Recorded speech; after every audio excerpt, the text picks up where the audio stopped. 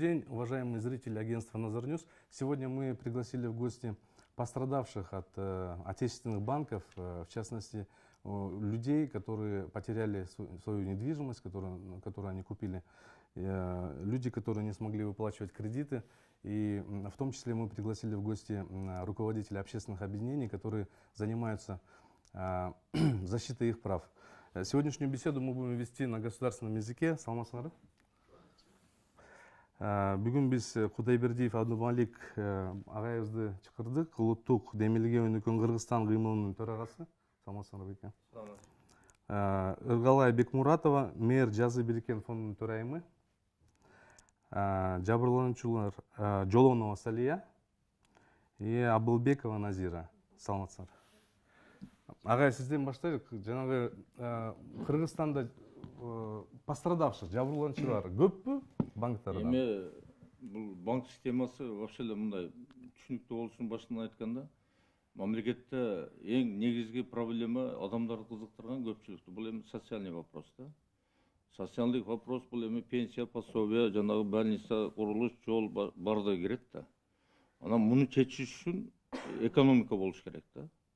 Эми бизде 30 жылдан бери экономика менен эч ким иштеген жок да. Экономиканын эң негизги эки рычагы бар да. Бул акча насыя саясаты, анан экинчи бюджет салык саясаты. Бизде ушул эки саясат тең өксүп келет да. Эч ким кызыккан жок, башка кылган жок да. Мына ушул малга чейин бирөө ушул банк саясаты мындай болуп атат, оңдош керек деп, же бюджет, мамлекеттин бюджет салык саясаты мындай деп бир жол көрсөтүп, жол айткан эч ким жок да. Бизде баягындай эле бөлүнүп эле эмоция менен аяка бияка мына 30 жыл өткөрүп бердик да. Эми банкта азыркы күндө миллионго жакын заемщиги бар банктыңчы. Бул эми жанагы финанс неме деп коет, не финансовый кредитный учреждение, баягы кредитный союз андай, анан кийин коммерциялык банктар. Эми миллионго жакын, анан эми эң негизи мындай алганда банк системасында мыйзам таптакыр иштеген жок да. Эмне үчүн? Мыйзам бар да, эмне үчүн? Мыйзам бар, ошо мыйзам иштеген жок. Биз ушу мыйзамдарды талап кылып келатабыз. Мына мыйзам бул пункт иштеген жок, бул иштеген жок, башка иштеген жок. Буга же сот эме кылбайт, же Улуттук банк өзү надзор жүрүш керек. Мына бул жерде баягы конкуренция, атаандаштык боюнча мыйзам бар, атаандаштык боюнча мыйзамда баягы антимонопольный комитет деп коет, атаандаштык боюнча ошого берген да баягы контролду. А бирок банк системасыныкын Улуттук банкка берген. Улуттук банкта отдел бар, баягы отдел по защите прав потребителей депчи. В принципе, ошолор мындай защита кылыш керек эле да. Андай болгон жок да. Эми булардын эмне үчүн баягы төлөбөй калып, өтө баягы шарттары өтө оор да. Биринчиден проценттер, мына биз анализ кылып жүрөбүз. Проценттер ушу 2-3 эсе мен так цифралар менен айтып берем. Көп да. Оор да. Канча процент берет атасыз кредиттерди? Жанагы микрокредитный компаниялар же банктар, коммерческий банктар айырмасы барбы? Же кандай? Айырмасы аябай чоң да. Өтө чоң. Мына мисалы үчүн коммерциялык банктар деп коет да, ол банктар.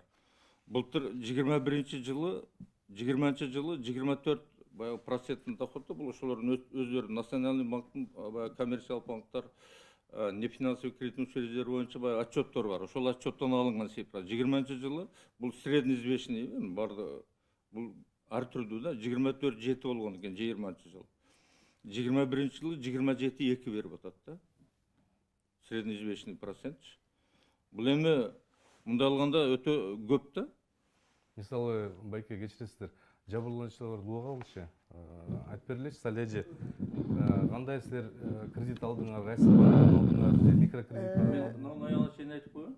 Мына мисалы үчүн 27,2 болсо, ошонун баягы себестоимость кредити, баягы банк бирөөнүн акчасын алып берет да, там депозит или башка да.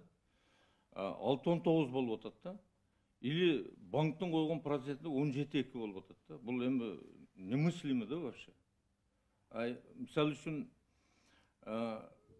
эгер банктын расходу 6-19дагы баягы мисалы үчүн депозитти берген болсо, булар депозитти иностранный валюта 0,3 алып атат.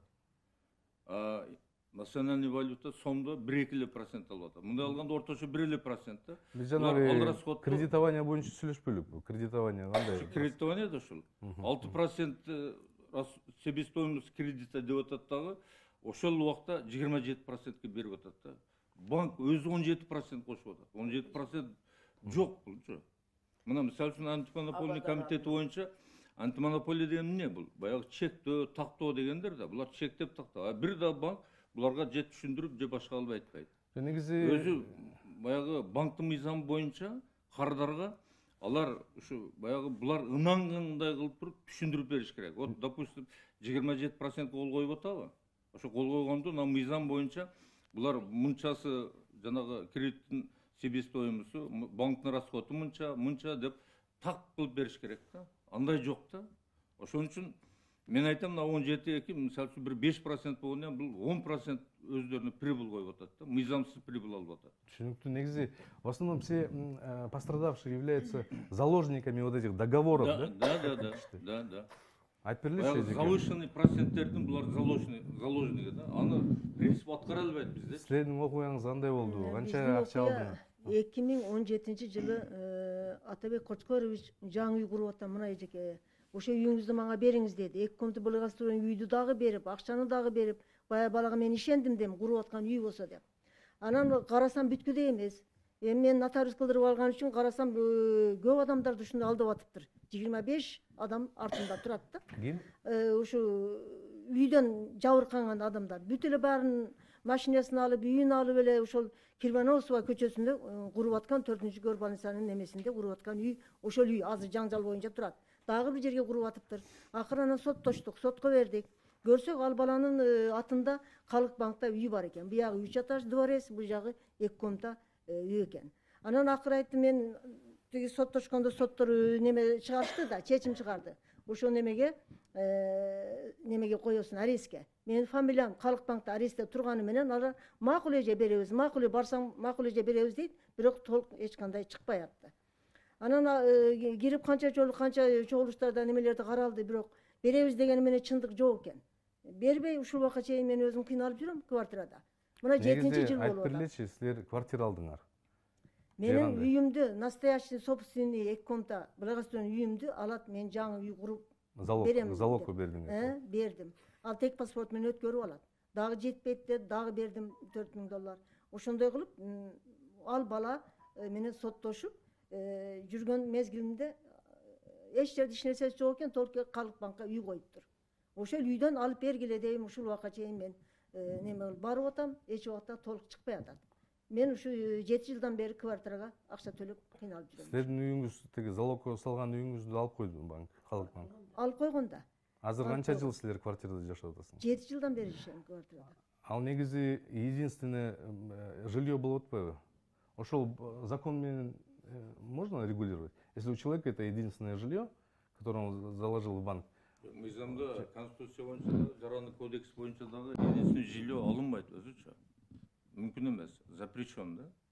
Бирок кандайдыр жол таап алышып атат да. Договор жок. Потому что договорду жазып турат. Мен үйүмдү сатып алып, анан иштеттим ол үйгө. Баягы банктын мыйзамында турат өзү. Договорлор должна соответствовать мыйзамга. А мыйзамга соответствие этпейт баары.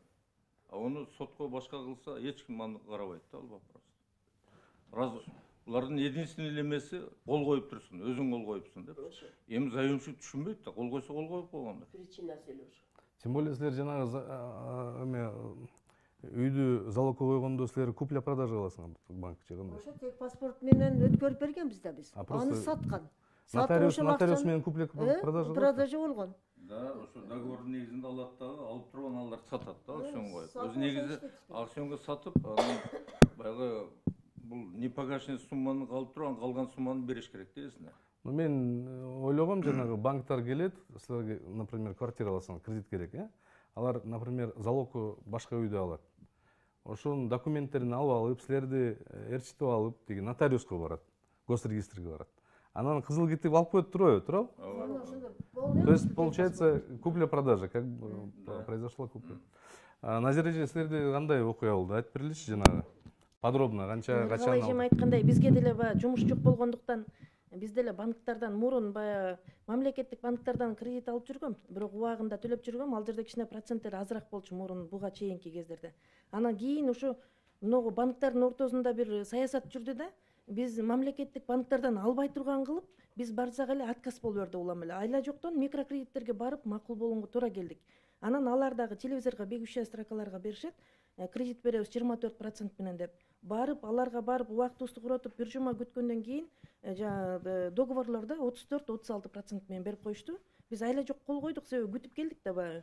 Мамлекеттик банктар отказ бере берди бизнесмендерге кое тургула микрокредиттерге кайрылгыла деп. Оказывается, биз кийин билдик, ушунун баары саясат экен да булардын ортосундагы. Жок, силер башынан айтып бергилечи, силерде бизнес бар. Эмнени койдуңар? Кайра башынан айтып бергилечи. 35% менен алдыңар. 34-36. Кайра башынан айтып бергиле. Кандай бизнес бар, анан эмне алдыңар? Канча акча? Мен деген ушу жана мамлекеттик банктар отказ бергендиктен айла жоктон микрокредитный компанияга барып атабыз. Микрокредитный компанияда атайын буларды иштеп кетиш үчүн мамлекеттик банктар бизге отказ бере берген экен да. Саясат ушул жакта турат биринчиден. Мамлекеттиктен мурун 17 менен эле алчубыз да.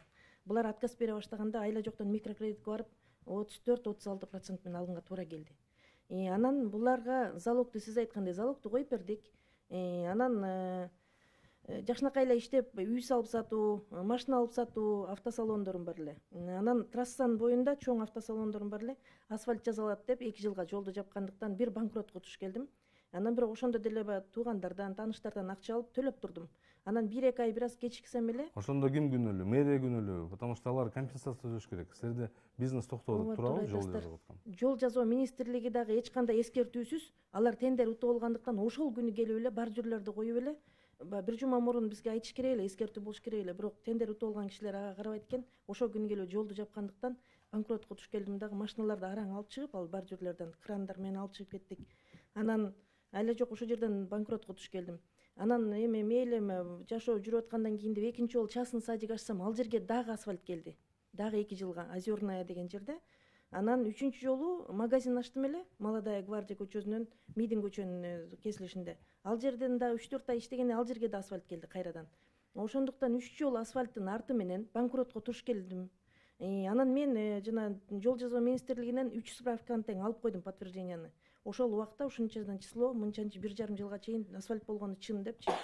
Эми бирок банктар ошол мезгилде бул ije кыйнала баштады деп эле мени коркутуу үркүтүү жолдору менен банктын Кандай коркутуу үркүтүү? Менин үйүмө саат 5-6-ларда караңгы киргенден кийин джипке түшүп алып 5-6 бала келет. Үйүңөрдү банктын балансына өткөрүп бергиле. Силер банкротко учурап баратасыңар. Үйгө 6-дан кийинби же 5-6-дан кийин кечиндеси. кечинде?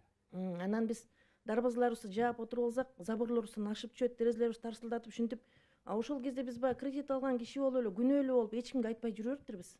Ошо баягы психологический давление кылган экен көрсөчү. Ал болду. Анан бир күнү банкка чакырышты. Мына Үмөталиева 99/1 дегенде UCH деген микрокредитная компания.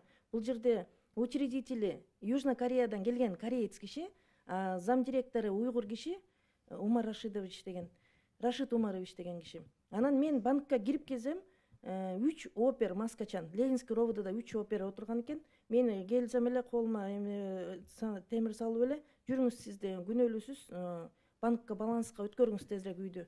Кредит төлөй албайсыз деп эле мени ровдого алып башташты. Анан мен кыйкырып өкүрүп баш берген жокмун. Мени сүрөткө тартып алышыптыр. Кийинчерээк мени Дело деген газетага бериптир. Ушу аферистка аял биздин үйдөн чыкпай жатат деп. Ошону ыйлап бакырып атканымдан тартып алып. Мен кийин элдерден уктум, ошону мен газетаны окуй элекмин. Мен ошо Делону деле мен сотко берсем болот да, бир жактуу кылып тартып чыгаргандар үчүн. Андан кийин мен андан кийин жүрүп мен ошол мезгилде баш берген жокмун 3 оперге. Анан звонок кылышып да 5 опер чакырышты. Общий 8 опер мени ошо банктан видеокамераларды тартып турган мезгил болчу.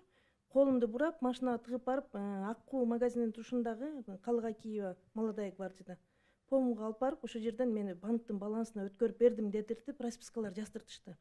S-класс 500 Мерседесимди, Mitsubishi Pajero машинамды, чоң үйүмдү мен $17,000 алгам, $65,000 үйүмдү залогко койгом. $12.000 төлөгөм, $5.000 үчүн мен ушундайга алып барышты, караңызчы. Кой туруңуз, $5.000 үчүн 65 эки машинени алып койду, анан үйдө алып койду. Үйдө алып койду. Ал вообще мыйзамга же карайтпы, айтып бериңизчи, калай же силерге? Анан $60.000 Койтуңуз жоготуп. азыр, койтуңуз. Такыр мыйзамдын мыгысына туура келбейт да. Анткени кара санатайлык болгону зөөкүрдүк, өкүмзарлык, көтөнзөрлүк менен тартып алып атпайбы? Мындайлар азыр күндө модага айланып кетти. Бүгүн түнү менен ошто бир үй бүлөнүн үйүн омондор кирип, талкалап, азыр психбольницага жатып калды. Кыскасы биздин коомдо мындай мисалдар 10.000 деп саналат да. Ошондуктан биз мына эксперттер, улуттук демилге өнүккөн Кыргызстан 61 коомдук бирикмелер барыбыз биригип, мына биздин жакшынакай агабыз мына өзү ошол банк боюнча аябай жакшы түшүнгөн аксакалды жетекчи кылып коюп, биз бул боюнча 2 жолу жогорку кеңеште отурум төгөрөк үстөл кылдык. Улуттук банк менен төгөрөк үстөл кылдык. Бирок бир дагы жыйынтык жок да. Биз эми жакында дагы төгөрөк үстөл уюштурган атабыз. Бирок эми андай жыйынтык чыкпай турган төгөрөк үстөл эмес, мыйзамды иштеп, ошол элге кандай мыйзам жазылса ошол иштеш керек. Ошону талап кылбасак, азыркы күндө мамлекетибиз жок болуп кетүү коркунучунда туруп атат. Абдумалик ага айтып бериңизчи. Бул жерде мындай болуп атат. Назир айым айтып берди. Туура эле. Бул жерде мындай болуп атат да. Мисалы үчүн Кыргыз Республикасынын конституциясы бар да. Конституцияны мына 11 жыл оңдосуктан, мына былтыр майда оңдодук жаңы конституция. Ошол мурунку конституцияларда ушул нормалар бар эле, азыркыда деле да. Эми мына ошол азыр жаңы конституция боюнча мурункулары статья башка болуп калышы мүмкүн. 17-беренде Кыргыз Республикасынын экономикалык ишмердүүлүктүн ар кандай түрлөрүн өнүктүрүү үчүн шарттарды түзөт жана улуттук экономиканын кызыкчылыгын коргойт дейт. Эми конституция боюнча бийлик бул жакты колдош керек эле да. 5000ге мунун бир 100.000 нерсесин тартып алып атпайбы. Бул жөн эле грабеж да, эч кандай эч нерсеге негизи жок да. Эми бул жерде мунун договорлорун да көрүш керек. Ол проценттер кандай коюлган, мыйзамдуу, мыйзамдуу эмеспи, ага чейинки нерселердин да мыйзамдуулугун көрүш керек. Договор алып келсеңер жакшы болот эле. Барбы, копия бар? Анан кийин мына 19-берене бар, ушул конституцияны айтып атам. Мамлекет элдин бакубат жашоосуна жана социалдык коргоого камкордук көрөт дейт. Эгер улут банктар иштебеген болсо, эл каяктан байыт да? Банктын өзү максаты эмне? Максат ушу элдерге жеңил кредиттерди берип, буларга өзү мындай эме коет баягы. Биринчи булар өзү банк саясаты бир 4 критерийге жооп бериш керек да. Бул экономиканын натыйжалуулугу, ошо өлкөдөгү экономиканын. Анан жанагы инфляциянын оздукту аз болушу, анан жанагы эме деп коет, баягы занятость. Себеби ушулар иштесе рабочий месталар түзүлөт да. Агай, ушулар иштесе товарлар чыгат. Агай, менде бир суроо. Айтып атпайбы, мен банкка мени алып келип, жакта милиция бар. Сот болдубу силерде? Решение чыктыбы? Же кандай болду? Ооба, сотко тез аранын ичинде сотко берип туруп эле, анан решение чыгарып, бул юрист балдар айтты, биз сотко да акча берип атабыз, баары бир биз утабыз деп. Сотко $1000 акча берип атабыз деп эле ачык айтышты. Анан мен сотко барсам, мага сөз беришкен жок. Соттор өзү билгендей чечим чыгарып койду. Кандай чечим чыгарды? Из дома. Выселит. Выселение уже сот. Жо, алар биринчи сотко кайрылыш керек да, не выплачивает кредит депчи, туурабы? Ооба. Анан выселение, сразу выселение. Ошо биринчи ошо карызды признавать этиш керек да. Признавать этиш керек, туурабы? Анан кийин баягы чара көрүш керек да. Чечим кабыл алыш керек. Поручителимди дагы мендей кылып коркутуу үркүтүү жолу менен төлөтүп алышты. Бүгүнкү күнү $65.000 уюмду артка беришпей жатышат. $5.000 поручителим төлөп берди. Карызым бар. Карызым жок. Бирок уюмду артка кайтарбай жатышат. Мен деле эже сыяктуу 6 жылдан ашып баратат мына почти. Көчөдө жүрөм мен да. Абдумалик агай, Назира эжеке кандай жардам мондай берсе болот? На законном уровне. Кому она может обратиться? Бул Назира окшондор азыр көп да. Прокуратурага заявление жазсынбы же? Прокуратура да чечпейт, мындачы. Бизде мындай круговой эме болуп калды, эч ким чечпейт да. Эч ким бир нерсени чечкиси жок. Бири дагы мыйзамды башканы карабайт да. кол койдуңуз деп баардыгы эле ушунча бирок заставлять этип койдурду десең дагы укуклары келбейт. Эгер мамлекетке ушу банк системасынын бир мындай натыйжалуу боло турган болуш керек болсо, азыр ушул күндө да мамлекетке керек да бул эми. Эл да мамлекетке керек, экономика да мамлекетке керек. Мамлекет азыр мамлекеттик комиссия түзүш керек.